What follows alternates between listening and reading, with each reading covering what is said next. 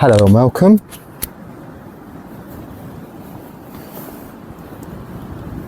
Where I'm staying is just about 100 metres behind me, just the other side of the railway line.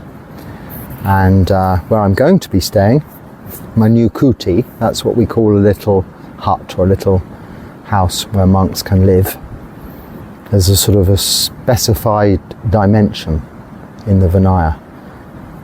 Quite small, basically, with nothing much in it. Where I'm going to be living there is probably another 100 metres beyond that, right in these kind of trees, palm trees, coconut trees, this kind of thing. Very secluded, very peaceful. In the meantime, where I'm staying, whilst that's being made ready, is very quiet indeed, quieter in fact than some monasteries I've stayed in. So I thought I'd come into my front garden here and talk to you, so I'm not having to whisper. It's very nice, quite a change from being on the main road, as you've heard of late, and I hope therefore the sound quality is improved for those that found it a little distracting. I think it'll be they're saying a few days, but I think that's probably more likely to be a few weeks before the new building is ready for me to move into, but it's no problem. It's not really moving, whether I've moved from there to here or from here to there. I just pick up my outer robe, sangati, my pintapat, my bowl, my yam here, this just bag with bits in, and that's me, ready to go. And here I am, there I was, there I go. The Tathagata, thus gone, it means, his epitaph or his nickname, or how he referred to himself, thus gone. A little difficult to understand and a little vague, as is such, as we cannot put into words this idea of nibbana too. So there we are, here we go, here I am. Let's continue with some of your comments and questions, talking today, of which I've managed to go through the paperwork, the reading material you've sent me, to find the question, and I think what I've done here is managed to put two together which are asking the same thing but in a very different way. So look, forgive me if I've edited out your background, the context, but I barely have time to read. Well, I have time, not the inclination though, to read through all of that. Please just get to the point with the question.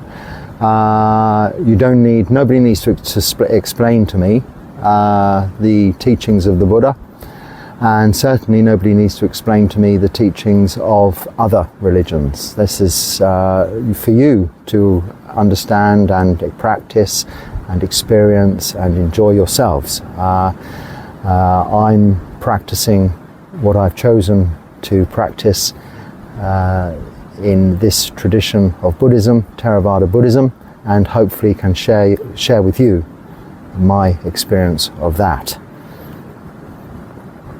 So,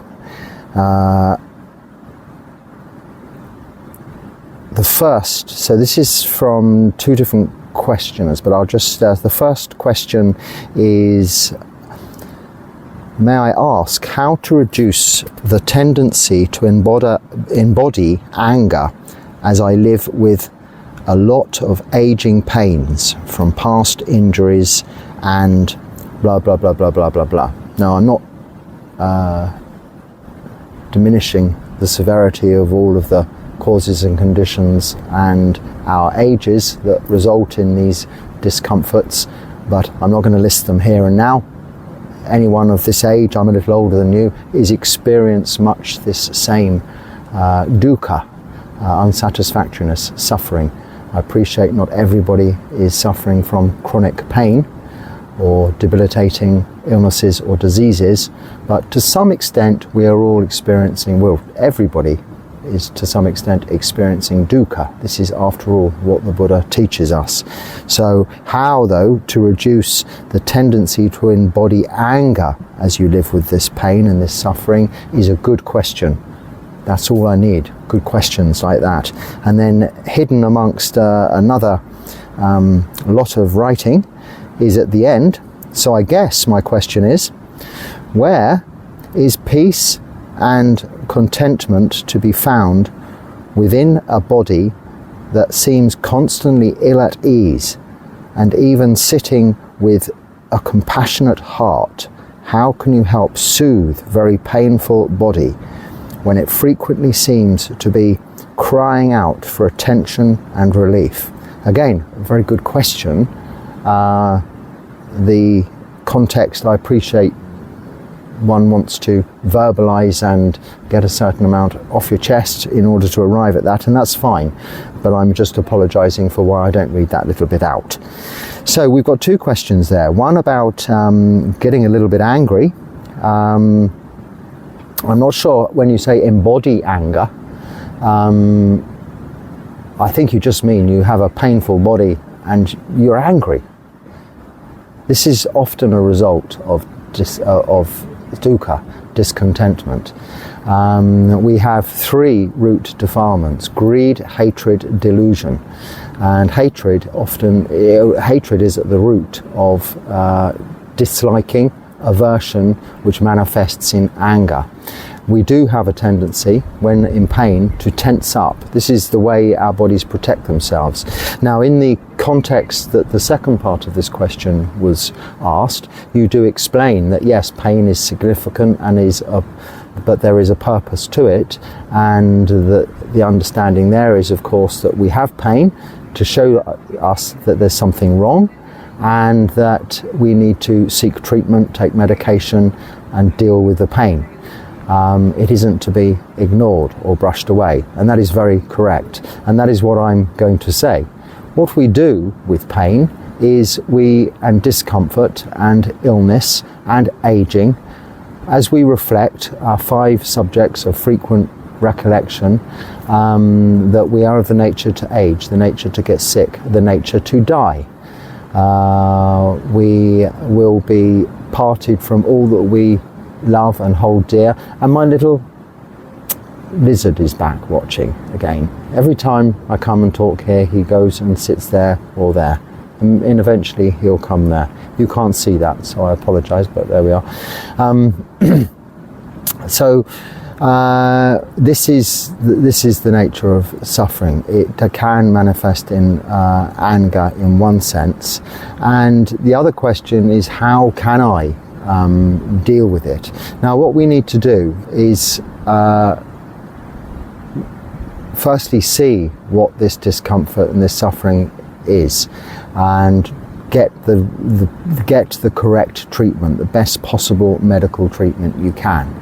I've recently myself undergone some medical treatment, and it is no problem. As a Buddhist monk, we look after these bodies. These are vehicles. These we borrow for this lifetime in order to, I'm looking at this other creature that's arrived, he looks friendly, in order to practice and to become free from suffering in this lifetime. But that will only be when we are able to let go of what we believe to be comfort and what we think we like, what we become attached to, which is youth and beauty and health and fitness, all of these things that in our early years we become accustomed to and think, well, this life is wonderful, it will last forever.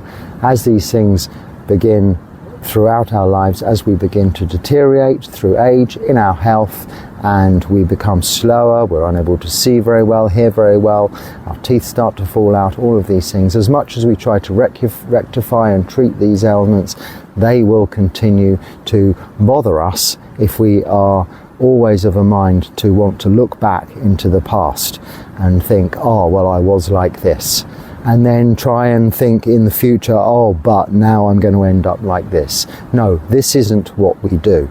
Looking into the past, drawing comparisons, is only going to add to suffering. You drew a reference to this second arrow. It's not only the pain, it is the aversion to the pain that is the problem. But of course, this second arrow, this aversion to the pain, it's all well and good just saying that, but we cannot like the pain. It's okay to have aversion to the pain. It's okay to feel angry that you are in pain. But knowing you're feeling angry that you're in pain, knowing you have aversion to the pain is the key. This is good. This is okay. If you don't know, you're just angry because you're in pain and you don't know that's why, then this is not good. Now, this simple knowing means you can say, well, okay, I am suffering now. You are bringing, in fact, through the pain in your body, you are bringing your attention, your focus, your conscious awareness into this present moment, into here and now, because this is where the discomfort is. Now, the additional suffering will come when one is comparing to the past, looking back to the past as to how your body used to be, or if you have expectations of the future, that things will improve, you will get better. Hopefully you will. Medical science is very advanced and we have the benefit of all kinds of medicine these days to get treatment, and most ailments can be treated very effectively. But we will still get old, we will still get sick and die eventually. This is inevitable. If we have any other expectations, this does double. Now this is my little friend. I think he came to see you. I don't know whether you saw him just there. I did flinch just a little bit then, because the way he moved so quickly along the sand, along a piece of leaf here, it did look like a snake was coming, but it wasn't. But if that had happened, then it's to be expected sitting in a place like this. I shouldn't expect it to be ordinary sitting here and to be undisturbed by anything at all. I'm relatively in a public place, although there's nobody really around. So, how do you stop embodying anger? Well, you're not embodying anger, your body is making you angry. See it as that. And rather than punishing yourself further about being angry, say it's okay. You stub your toe walking along, you might swear. Not at the person, not at yourself, not at the thing you stubbed your toe on. It may seem like that, but really you're just expressing yourself because it's aversion from pain that's manifesting in anger in a very literal sense. Now, how we can deal with this in the other part of the question, or the other question. So you see, they're very good questions. I'm not criticizing people's questions. It just took me a while to find the questions in the context that they were written in.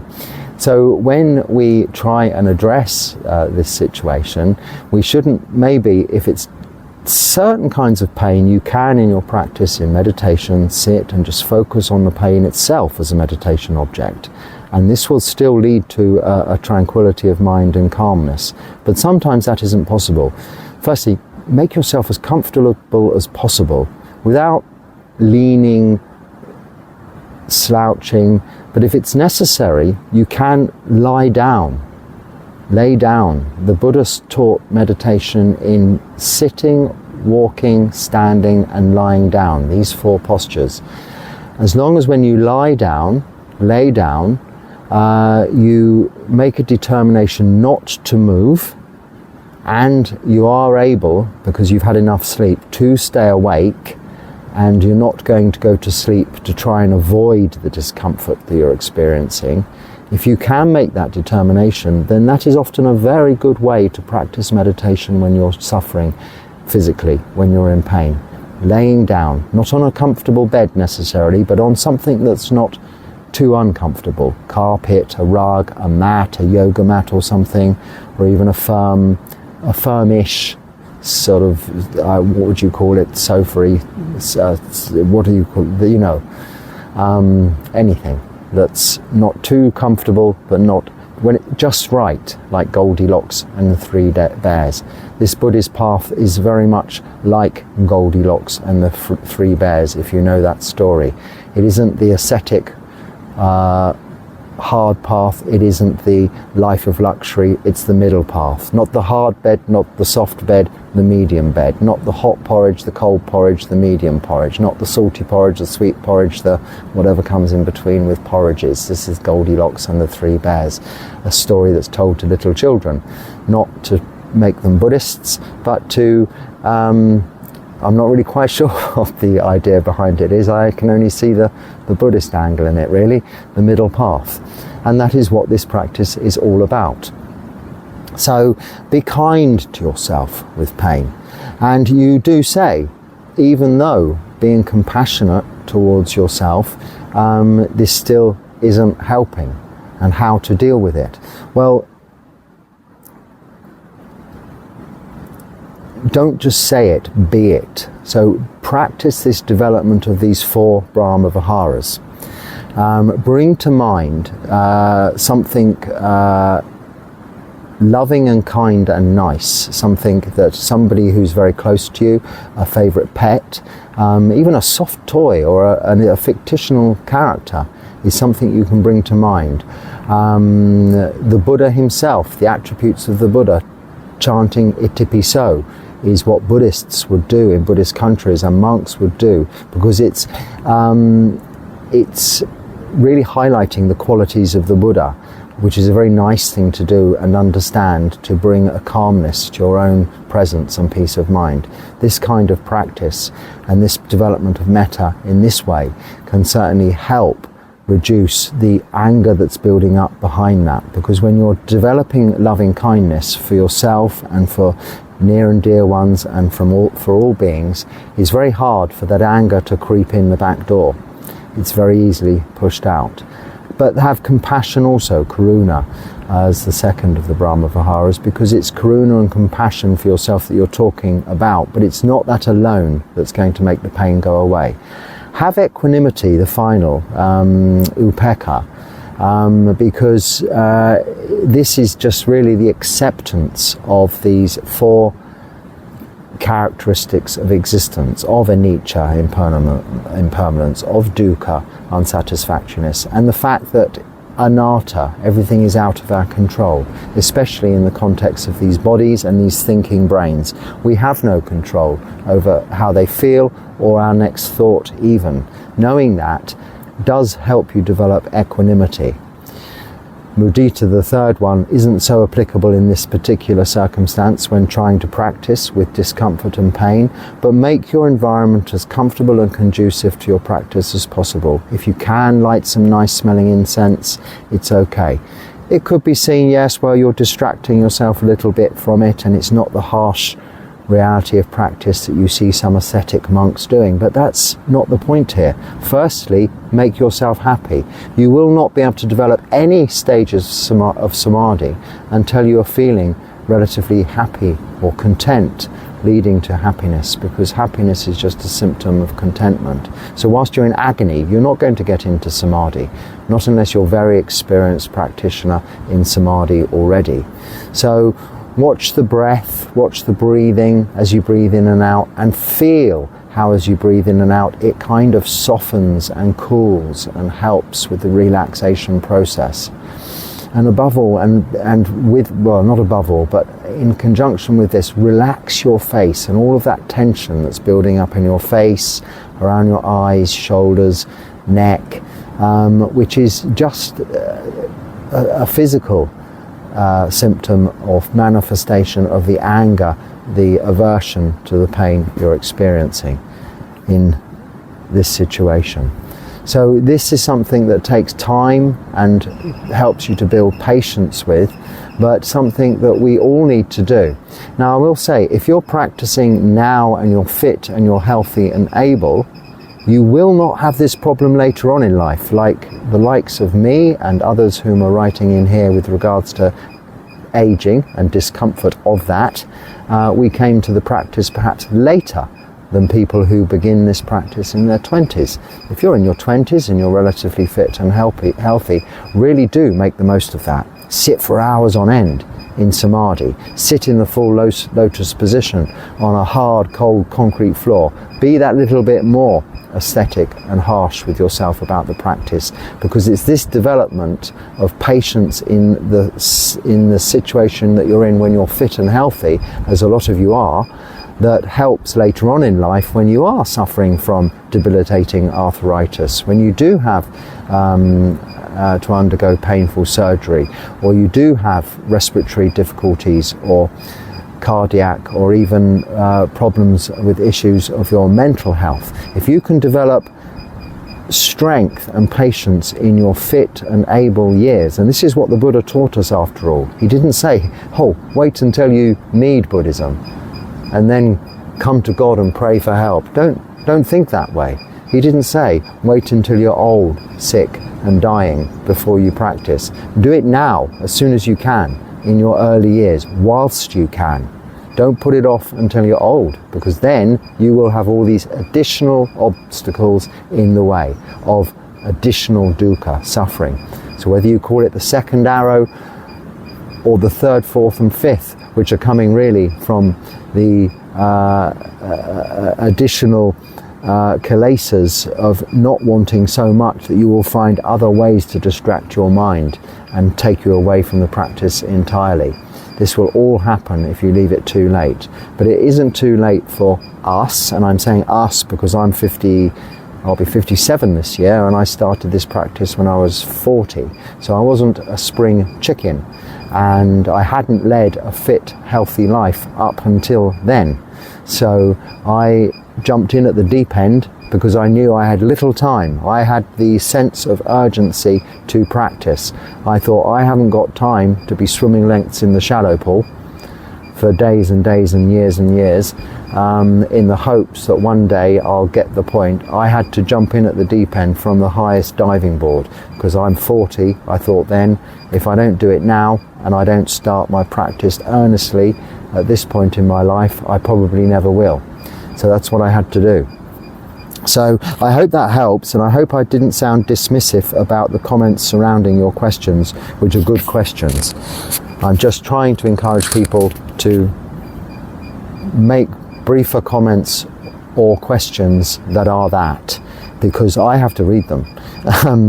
And if I've got to find some, and some of them are not either, some of them are quite relevant, but of course until you've read it you don't know, so it's just a thing. Now I before you all say you can, maybe people know this already, but I know I can get very easily, I can get YouTube to pick the questions out, but it still will give me the whole comment, so I still have to read the whole thing to find the question. So it doesn't help, but I like to read through them all whilst I have this opportunity to. It's your channel after all. I'm acting as a mediator here, so if you'd prefer me to read long questions, then also make that comment. If you'd rather me read long questions, maybe I'll choose not to, but it's your decision, your channel, your decision. Okay, now this is kind of related, but they're all running along the same theme. What I'm happy about is these questions are all meditation related, and I think I'm only skimming or touching the surface of this very deep aspect of our practice. This is a third of our practice. It's Sila, Samadhi, Panya. Samadhi. Really, now without Samadhi, which needs to be based on a foundation of Sila, and that's always my qualifying thing. Please don't be saying you're suffering in meditation if you're going out breaking all 5 precepts every day. Start with that, trying to keep the precepts, and then your meditation will improve of its own accord. When you're keeping the precepts, as I'm sure you are, and then you're practicing meditation and it's difficult, this is a very in-depth subject that we can continue to talk about day after day, and really dive deep into any areas of difficulty that you may be having, because that's what I've been doing all these years, and I can certainly share from my own experience how we can get out of these little dead ends we come to, and how we can just power through, but with patience and kindness and compassion for ourselves and the people that we are interacting with and associating with our friends and our families and our colleagues, because we should not become in lay life insular in our practice, disregarding all others. We still should react nicely with society. Otherwise they won't even see this as a very wholesome activity if you become too introverted. But on the other hand, we obviously train ourselves to find that middle way in that respect too.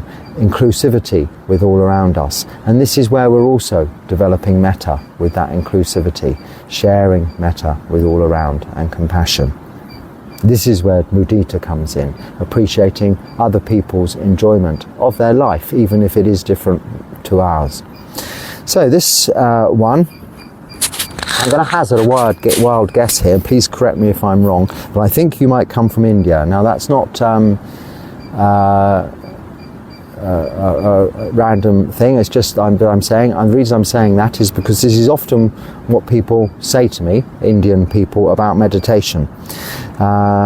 When I'm meditating, I'm having a hard time to breathe as I do the meditation. I feel very strong energy rise up from my lower tummy, and my whole body's very pain while I'm sitting meditation. If I don't breathe, then my bodies don't hurt, but I have to breathe. And the only breath that I breathe, it has to be very, very shallow breath. Would you please explain for me, please? Okay. Basically, this person's having immense difficulty with breathing when practicing meditation. The other one I hear from India a lot, and forgive me if you're not from India, it's just this is quite a common question from Indians, is they get a headache, a severe headache. Now, without seeing you meditating, without knowing you and talking to you, can only guess. I'm not able to really answer your question. But I can generalize and say that to me it sounds like you're trying too hard. The enthusiasm is such of Indian meditators sometimes that two things happen. They're so concentrating on their breath, like this, almost as if they're very constipated and they're trying to go to the toilet, that they really almost have a panic attack. And it really does interfere with the natural respiration, natural respiratory instinct. Now, the first key thing you say here is, when I am meditating, I'm having a hard time to breathe. Okay. When you're not meditating, is your breathing okay? Now, I don't know that without hearing your answer, but I'm assuming from the question that when you're not meditating, your breathing is okay. So stop trying so hard. Sit and don't think now is time to meditate. Now I am doing a meditation. This is why I say I think it's an Indian question. They're doing meditation now. No, we're always meditating. Bringing our attention to the breath. When it's comfortable to do so. All you need to do to meditate is just to sit and allow the body to settle. To sit and allow the mind to settle. Then the body will relax and the mind will become calm. The other problem I hear is this headache. I look at their faces when they've been in front of me and they do this cross-eyed thing to their third eye. This is a Hindu practice, I think, or something. The pineal gland. And they do this cross-eyed thing to the top of their forehead, almost so that the whites of their eyes are showing, because they can't close their eyelids quite properly because they're so straining. Well, after 33 seconds probably of that, it gives me a headache. I'm not surprised.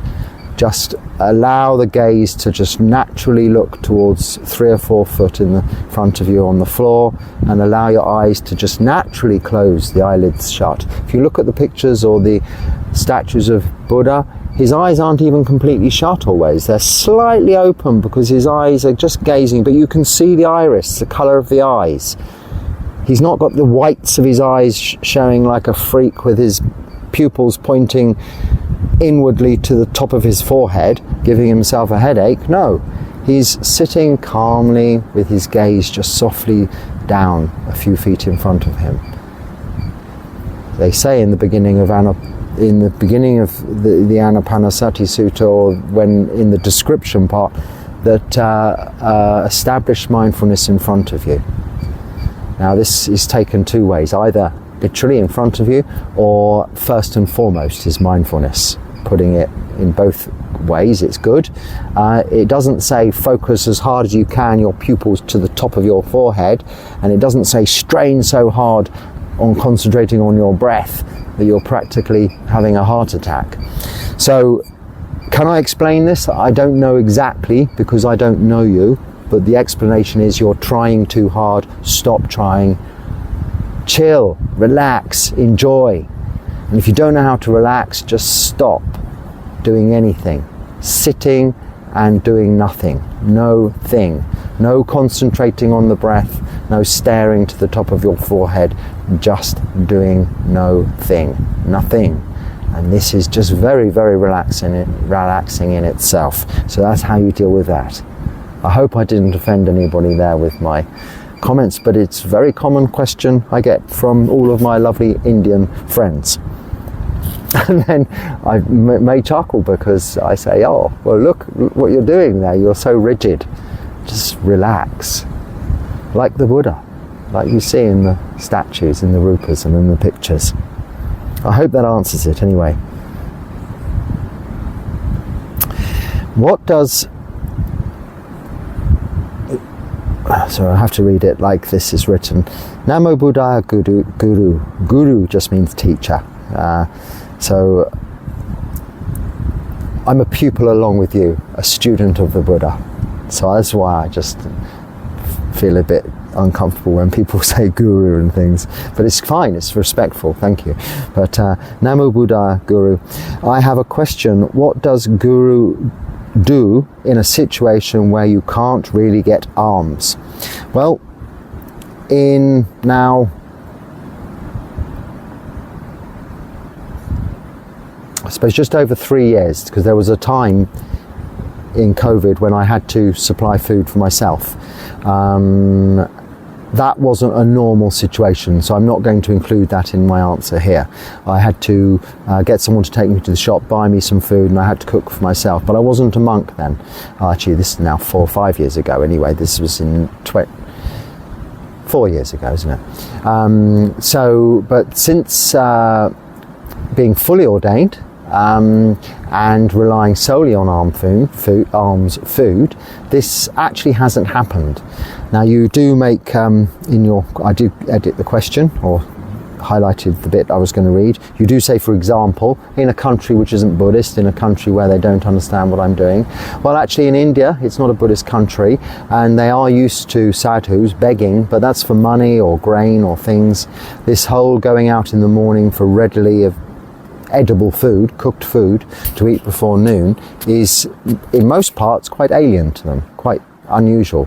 So what I used to do there was go to the temples and get prasad. Temples that had prasad, which is freely offered food to anyone, really, wishing to go to eat the food that's offered to the gods and things there.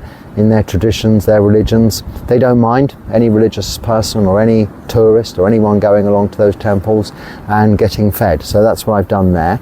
But it doesn't really happen. What we have is immense faith. I didn't come here with any plans as to where I would eat, where I would stay. I didn't bring anything with me. I don't have any money to use. We're not allowed to use money. I just got off the plane. Someone brought me to this place. I had an idea of what direction I was going in, but I didn't know what I'd do when I got here. It was the middle of the night, it was pouring rain. Someone gave me accommodation. They found me more suitable accommodation very quickly, and as you've seen, if you watch these videos, now I'm quite established in this area and they look after me very well. That is a Buddhist country, but even in India the same happened, more or less, a little bit more slightly differently. You'll find anywhere you go, people are kind, people are generous. It's rare that you can go anywhere and starve. Now, you might go for a little day. It's usually I'd miss out on eating because I miss my noon deadline. If I had all day to hang around, someone would probably feed me. in the afternoon or the evening. But of course, as monks, we can't do that. So what we do is we grin and bear it. We go through to the next day and hope that tomorrow, if we've moved to a different area, or even if we're in the same area, people will have got the idea and offered us something to eat. So I haven't done this much in my own country, in England, which isn't a Buddhist country, but in the short time I stayed there in 2022, I think it was now, I was only there for a month for visa reasons, but even in my mother's village, which is just a normal little English village with a village church, in the morning when I walked through the village, actually going to visit their little Christian church, as I do when I'm there, people offered me food. They saw me and offered me food. So I think people are more aware of Buddhism and Buddhist monks these days because of the internet. This kind of thing has kind of put it out there, and even TV has had things. So even if they don't know what to offer or what you're doing, they will ask, and within reason we can suggest that how they can help us. Just some food that's ready to eat, we can say something like that. So I'm fortunate and happy that this has not been a problem. If it was, I can survive a few days on just water. We can all do that, and it doesn't do you very much harm at all. I'm not quite ready to become a monk, would rather live a quasi-monk's life, I think that's halfway between the two, as living in a van, such as living in a van, which is of course what I did for 3 years. I lived in a van, halfway between the two. Do you have any advice for van living, any practical tips? Okay, well, just look at my example. I'm not living in a van now, am I? After 3 years of very successfully living in a van. I could give you all sorts of tips as to how to do that, but I'm not going to, because I'm a Buddhist monk. So living in a van wasn't the ideal situation for a Buddhist practitioner. If it was, then I'd still be doing it, wouldn't I? So I'm not, and I did it very successfully. I'm having the training from the Buddha, the Vinaya rules, which I did apply to my van living very strictly, actually makes living in a van very easy. It's totally, though, the opposite to how most people go about living in a van. So the one tip I'll give you is, if you want to live in a van and not be told off by the local authorities and moved on every 5 minutes, and it all come to a very short and rapid end, it may go well for a few months. You may get millions and millions of viewers on YouTube, because that's how van life is these days. It's very picturesque, coastlines and colourful vans and this nomadic way of life, but in reality it's not that at all.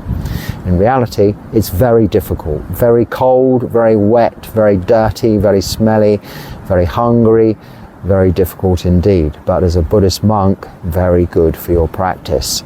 So you pick up the rules of, not the whole Vinaya, just follow the teachings, the suttas, the Buddha's teachings, and maybe dip into some of the Vinaya for monks and nuns, but keep the 8 precepts is sufficient. If you can keep the 8 precepts and live in a van, then you'll stay living in a van.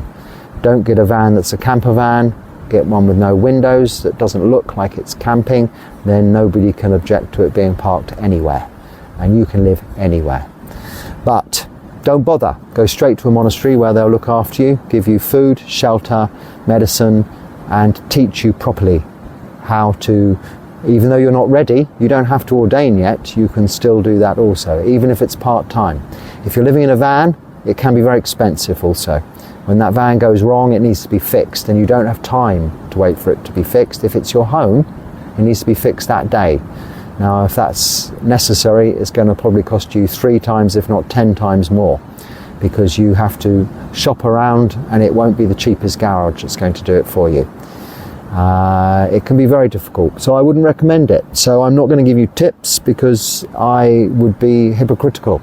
If it was a good way to practice Buddhism, I'd still be doing it, and I'm not, clearly. So if you want van life tips, then you can watch YouTube, but you see how long they last. 3 years, 100% living in a van, never having a shower, a bath, or a night in a bed in any house during that whole time. The only exception was going to Thailand and living in a hut in the jungle for a few weeks, a few times a year. Other than that, I was always in the van and working also. You've got to try and juggle keeping clean to go to work. I was washing, shaving, doing laundry in the sea. Yes, salt water. People say, how do you do that with salt water? It's still clean. Might not be very nice, might be uncomfortable, painful when it's very cold, and very painful shaving in the sea.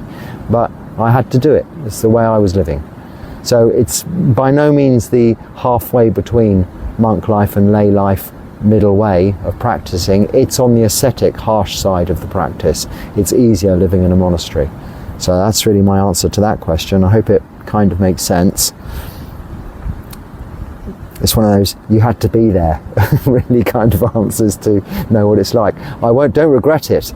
It helped me practice patience, patient endurance, Khanti. This is why I can live in extreme situations now, because nothing is as extreme as my living in a van at -5 degrees in January, February in England. That was very, very harsh indeed. Okay, I eat meat, ethically sourced. Is this a problem? No, it's not a problem. I mean, ethically sourced, I guess you don't order it to be killed. It's coming to you already as meat, dead. You don't know the animal. You don't say, oh, you've been reared very nicely, chicken, now that's it, kill it, I'm going to eat it. That would be wrong. We're not allowed to, well, actually lay people, Buddhists, that's a monk's rule. Lay Buddhists oughtn't to eat meat that is killed specifically for them. But there's plenty of meat there already, and there's no strict rule on vegetarianism in Theravada Buddhism. Is this a problem? So no. Can I call myself a Buddhist? Yes. Anyone can call themselves a Buddhist. It's just a word. It's what you practice that's important. And if you're practicing Sila, Samadhi, Panya, then you are a Buddhist. If you're not doing any of those things and you call yourself a Buddhist, you're not a Buddhist. My local Buddhist centre seemed to promote veganism. Some do, yes. I mean, Mahayana, or even I think the Triratna Association, which is kind of an offshoot of everything from the way it sounds, maybe you're from the UK, or they're a very huge Buddhist organisation. They do promote veganism, and there's nothing wrong with that either. I mean, myself, I'm a vegan. There's nothing to do with Buddhism. It's just out of choice.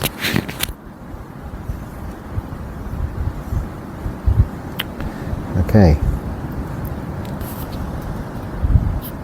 This is from an old video. I was on the phone to someone. I remember that now. I was on top of a hill, a mountain in India, and speaking to somebody on the phone, and I made a video. I recorded it, so put it on YouTube, and there was a question about something talking about the 3 marks of existence, and I wasn't sure what he was talking about.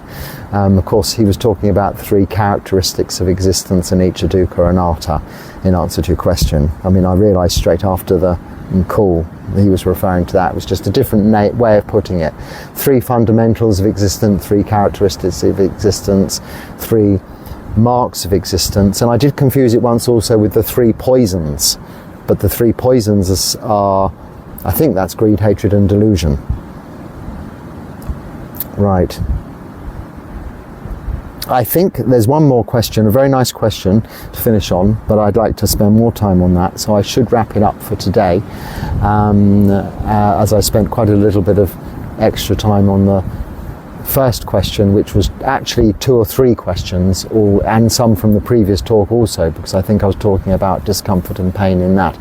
So we've really gone a little bit more into pain and its application or effect on our meditation, and I'll be happy to continue talking about that further if there are more questions on that subject. I'm not dismissing it at all by saying I'm taking some of your questions out of the context. I fully appreciate the context that you put your questions in.